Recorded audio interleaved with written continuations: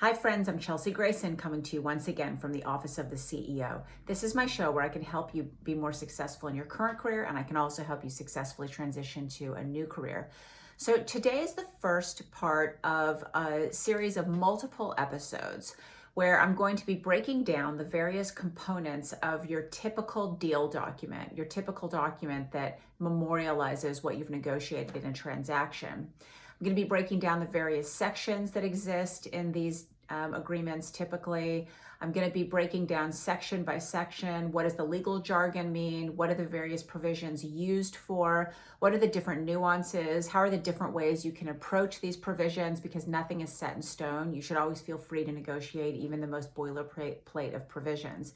You should understand how these sections and provisions can be weaponized against you. How you can weaponize them against the other party in the transaction, and also how you can prevent yourself from having these provisions weaponized against you. So this is going to be a very important series of episodes. It'll probably take more than a few, and it harkens back a lot to my days when I was running mergers and acquisitions at my law firm. And I'll definitely be getting into micro detail in some of these episodes in terms of the sort of language that you'll want to use and the types of language that you'll want to avoid. I wanted to start this episode off first, though, and this won't be the last time I say this, by admonishing all of you. It rarely matters how small a particular deal or transaction is. Ultimately, you should paper the terms of the deal. And I'm not just talking back of the napkin, right? Although that is how a lot of deals unfortunately get done.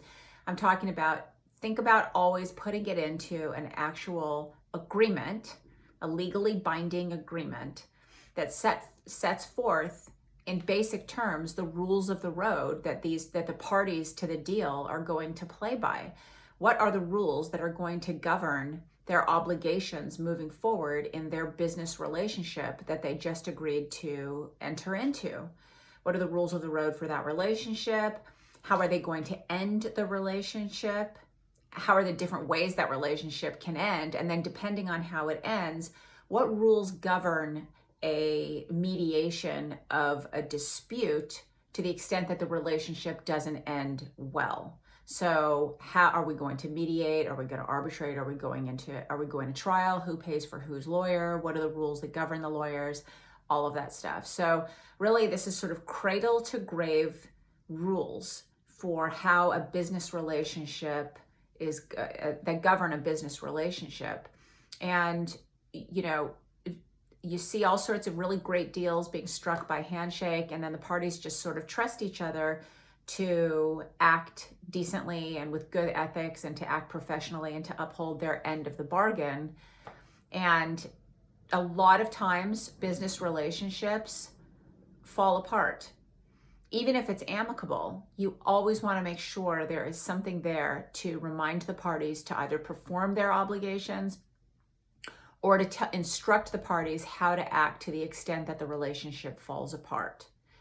You can never predict human behavior. It doesn't matter how close you are with someone. In fact, sometimes the people that we're the closest with, our friends and family that we do business deals with, those are the relationships that end up the worst, right? Human behavior is totally unpredictable. People act for a whole host of motivations. People fall into different bad alternative situations, and they leave their existing business relationships in disarray. So it's always best to have papered the relationship. So it reminds, again, like I say, it reminds people to perform the duties that they agreed to. And it also instructs the parties how to behave to the extent that there's a dispute. So let me really quickly run through the various sections of a typical deal document. Again, whether this is for a collaboration, a strategic alliance, a joint venture, an acquisition, a merger, any sort of other business relationship that you're going to enter as some sort of a record deal, anything like that. These are the typical provisions and the typical order of the provisions that you'll see laid out in a standard deal document. Obviously, the title. You want to always make sure that the title is exactly as you thought it was, right? If you thought that somebody was investing in your company, you're going to want to look for terms like financing or invest or purchase of shares or something like that. You're not going to want the title of the document to be Agreement Memorializing Strategic Alliance or Collaboration. We already know we're off to a bad start, right? So always take a look at the title of the agreement. There'll always be an introductory paragraph, and the introductory paragraph is something you ought not skip over, because the introductory paragraph will first and foremost tell you who it is that's entering into this agreement. So if you thought you were entering into an agreement with Sony, for example, and a different organization is mentioned in the introductory paragraph, you should inquire. I thought I was doing a deal with Sony. Who are you? And they might have to fess up, but we're not Sony. We were just letting you know that we're affiliated with Sony in some way. Or, oh no, we are Sony. We're just a wholly owned subsidiary of theirs. Either way, it will flesh out for you who you are doing the deal with. And on the flip side, and then you can get clarifying language. And on the flip side, you'll want the proper entity on your side to be mentioned in the introductory paragraph. So if you are doing the deal as an individual, then you'll obviously be mentioned as an individual. If you want the deal to be done with your corporate entity, your LLC, for example, you'll want your LLC to be mentioned in the introductory paragraph. If you thought that the deal was being done with your corporate entity, and they've also listed you as an individual in the introductory paragraph, that means they want somehow for you to be personally on the hook or for you to have personal liability. And in that situation, you'll obviously want to think about that. Is that something you agree to? Is that something you feel comfortable with, right? Now, everything in the introductory paragraph ties to the signature blocks or should tie to the signature blocks at the end of the document itself. So you always want to make sure that whatever entities are in the introductory paragraph tie perfectly to how the signature blocks are lined up, generally on one of the last pages of the agreement. So you make sure that all the right parties are obligated and all the parties that shouldn't be in the deal are not listed on the signature block. All right. So the introductory paragraph will also, of course, lay out generally what the relationship is going to be that's being memorialized in this document. And that will be further elucidated in the next section of the document, which are typically called the recitals. Sometimes there's not a title to that section, but the next section, which lays out, sometimes you'll know it because they'll start every paragraph with the word whereas this, whereas that. Those are the recitals. They're listed A through D, 1 through 4, whatever the case is. And these usually lay out how the parties know each other, why it is they're coming together to do this particular deal, what it is that they intend to do, and then sometimes it'll refer to other agreements that are being struck at the same time or have previously been entered into that can similarly inform on this current relationship. Now, I will say that there is some argument in the community about whether or not these are binding. You should assume they're binding to the extent that that would go against you. So if there's something in the recitals that's not in the rest of the agreement, but it appears to bind you to something, then if you don't want that, you should assume that the recital is binding and enforceable on you. And so if you don't want that obligation, have them remove it. On the flip side, you should assume that any obligation from the other side, from the party that you're doing the deal with, and that really matters to you, should not be simply left in the recitals. That obligation or that thing that's really important to you should also be mentioned somewhere else in the agreement, in one of the other sections that we're going to talk about. So again, there's a lot of controversy over whether the recitals are binding or not. You should assume both and therefore protect yourself in both of those ways. All right. So generally, the next section is going to be a definition section, and this is where all the terms that are capitalized in the agreement are defined. So just because you think that you typically know what a provision means, that absolutely does not mean that that's what that provision means in this particular document. You could take the word dog, sale, house, whatever, and you can define it however it is that you want to define it for purposes of that document.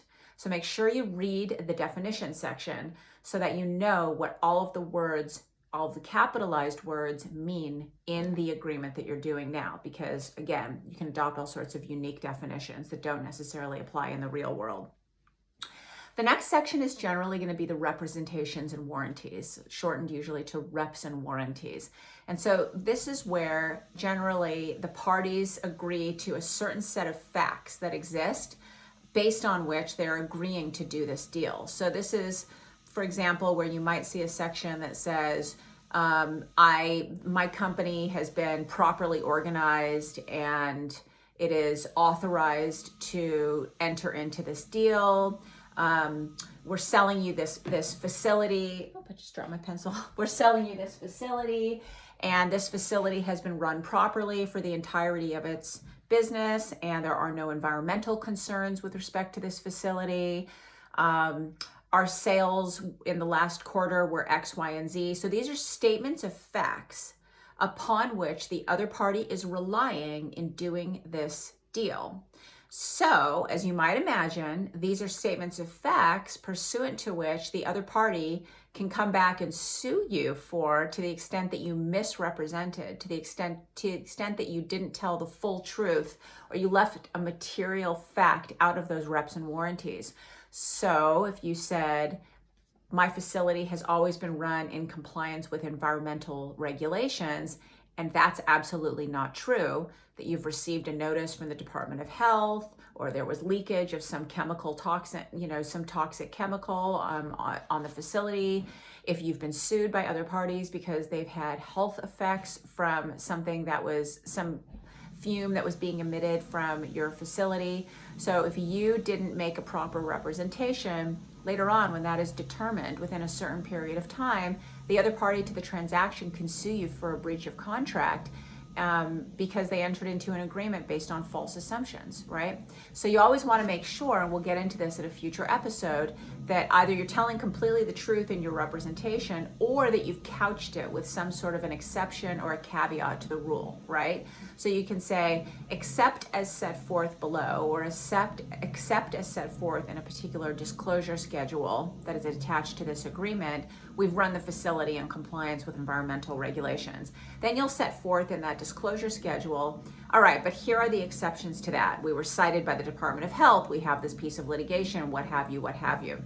So in that way, you've told the absolute truth in your representation because you've said except as set forth, and then you've showed the exceptions. And the other party now can take a look at your disclosure before you sign the agreement and say, interesting. All right, well, I'm willing to accept all of those things. I still want to close the deal, but I want you to indemnify me to the extent that any of those come back to bite me post-closing. Or I'm just willing to accept all of that and move on, and now they can't sue you for a breach of that representation. So again, we'll discuss this in future episodes, but as you can see, representations and warranties are a way of diligencing the other side, fleshing out what actually is the case in respect of their business and operations. It's also a way of allocating risk, right? So it's a way of saying, look, I've told you the truth. Here's the problems. Here's all of the warts with the business. You can decide whether you're going to close the deal anyway, or you can decide if you're going to ratchet down the purchase price because you don't like this issue, or you can decide whether you're going to demand that I indemnify you for this on the back end to the extent that this comes back to bite you. Representations and warranties are usually one of the most heavily negotiated and highly scrutinized section in any deal document. The next section are the covenants. Covenants, the other way of looking at the word covenant is an obligation or a duty, a promise to perform something in the future. So whereas representations and warranties look back at facts that already exist or have existed, covenants are the go forward performance obligations of each party. This is where it's the I shall do this, I shall not do that. Again, we'll get into this section in great detail in a future episode, but that's where you set forth the actual performance obligations of the parties to the transaction. What I'm going to do, how you're going to pay me for it, and that you are going to pay me for it, that type of stuff. The next section usually is where you'll set forth the indemnification obligations or guarantees that I referred to a little bit earlier. So this is to the extent there's some sort of a problem that was fleshed out during the negotiations and the diligence between the two parties, and one of the parties wants to be paid to the extent that they suffer a loss because of one of these issues that was raised. Like, for example, if you're licensing some intellectual property to the other party, but you know that you've that there is a potential claim on this intellectual property by a third party, the party you're licensing the IP to might say, I want you to indemnify me, hold me harmless to the extent that this third party ends up suing on their claim and I suffer some ill effect downstream from that. That's an indemnification. The next section are closing conditions. These are all of the conditions that have to be in place or waived to the extent that the transaction is allowed to close. So you have to have had, you might say to the other party, you have to have had a board meeting that officially approves this transaction on behalf of your organization, right? Or you have to have introduced us to your top 3 customers and they all had to have said that post-closing they'll agree to continue to be your top 3 customers, or they'll agree to come over and be my customers post-closing.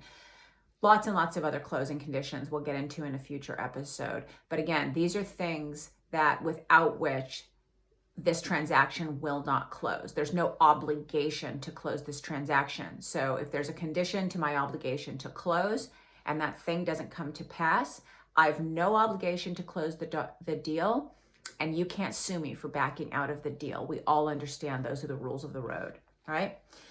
The next section is term and termination. So it's how long this relationship is going to last, or it's how long after we sign this document we're allowed to just completely terminate. Again, it's failure of maybe the conditions that we just talked about. If a regulatory agency comes in after we sign the document, but before we actually close or fund the transaction, before we start performing the transaction, then we have the right to terminate. If the board doesn't approve, we have the right to terminate. A variety of things can lead to folks' rights to terminate a document, to terminate a deal in conjunction with the termination provision in your deal document. And there sometimes it's just with the passage of time. If certain things haven't happened within 30 days of signing, then we all agree that this document is terminated and we have no obligation to move forward. Then there's what is called sometimes the miscellaneous section, sometimes the general section, right? And usually people refer to this as boilerplate, which I absolutely, it really irks me when people call it that, because these are the sections that talk about what's the law, what state or federal law governs this relationship, what do we do to the extent that we fall apart and have a dispute? Are we mediating, arbitrating? Are we going to trial? Are we agreeing to waive a jury trial? Who pays whose legal fees to the extent that someone wins or loses, right? Do I have the right to assign my obligations or my benefits under this agreement to a third party? Do I have a right to amend this agreement? And if so, whose signatures do I need to get in order to amend this agreement? Are there other documents that inform on our relationship that we can look to, or are we just stuck within the 4 corners of this document in terms of figuring out what are the rules of the road between us, right? All sorts of other provisions like that are really, again, the sort of blueprint, general provisions that govern how we're going to treat each other, particularly if things go wrong or we need to change something in this document, that are far from boilerplate. Please know, all of these provisions are subject to and fair ground for negotiation. You should never feel shy about negotiating the language in these, and you should read each word of each of these provisions along with the rest of the provisions in the contract very, very carefully, because there can be all sorts of gotchas. Even if it's not an intentional gotcha by the other side, there can be things left over from a previous agreement that not only don't apply here, but could be damaging here, are totally inappropriate or inapplicable here. So it'll add to an air of confusion about this document or the relationship of the parties. So you absolutely always want to look very carefully at these. I talked about the SIG blocks a little bit earlier. You always want to make sure that the right folks in their right capacities, whether as an individual or as an officer of an entity that's a party to this agreement, or in any other capacity, that they've signed it in their proper capacity, that if they're signing it on behalf of an organization, that they're duly authorized to do so. All of that stuff goes in the final sentences and the signature block of the document. And finally, of course, you've got any exhibits, schedules, appendices, annex that are attached to the document. That'll be usually referred to in the body of the document. So again, I'm going to go over all of these in much more detail in future episodes. I will say, although we're talking about a legal document here, I'm not acting as anyone's lawyer in this episode or future episodes. I'm a lawyer, but not your lawyer. So, of course, you should always go and talk to your own corporate lawyer if you're negotiating a deal and you have to have legal agreements put in place. But I did want to impart all of this sort of general information because a lot of folks have come to me and said that they avoid memorializing deals and transactions in actual legal documents, aside from the fact that it's expensive to hire a lawyer, but also because it can be very intimidating and they don't understand how all of the provisions of legal agreements work together. So that's what I'm here to address in this episode and future episodes. So be sure and subscribe to my YouTube channel so you don't miss future episodes, particularly on this topic. And I will see you next time from the Office of the CEO.